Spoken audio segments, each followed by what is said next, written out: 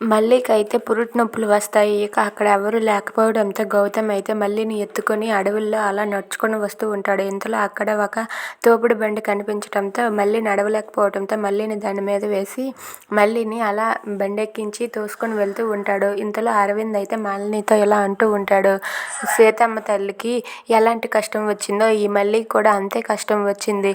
నీ మాట విని ఇప్పుడు వాళ్ళిద్దరూ కూడా అడవుల పాలయ్యారు అని చెప్పి అంటూ ఉంటాడు. అది విని మాలిని అయితే ఒక్కసారిగా బాధపడుతూ ఉంటుంది. ఇక గౌతమ్ అయితే అక్కడ ఎవరున్నారా అని చెప్పి వెతుకుతూ ఉంటే అక్కడ ఒక ఆవిడ అయితే కనిపిస్తుంది. ఇక అక్కడే పురుడు పోయాలి అని చెప్పి ఆవిడ అంటూ ఉంటుంది. ఇక చుట్టూ గొడ్లు కట్టేసి గౌతమ్ అయితే దేవుడి దగ్గరికి వెళ్ళి తన చేతితో హారతి ఇస్తూ ఉంటాడు. ఇక మళ్ళీ అయితే పురుటి నొప్పులు పడుతూ ఉంటుంది. అలా పురుటి నొప్పులు పడుతూ ఉండగా ఎంతలో గౌతమ్, మాలిని, వసుంధర, శరత్చంద్ర వాళ్ళైతే పోలీసులు తీసుకొని అదే అడవిలోనికి అయితే వస్తారు.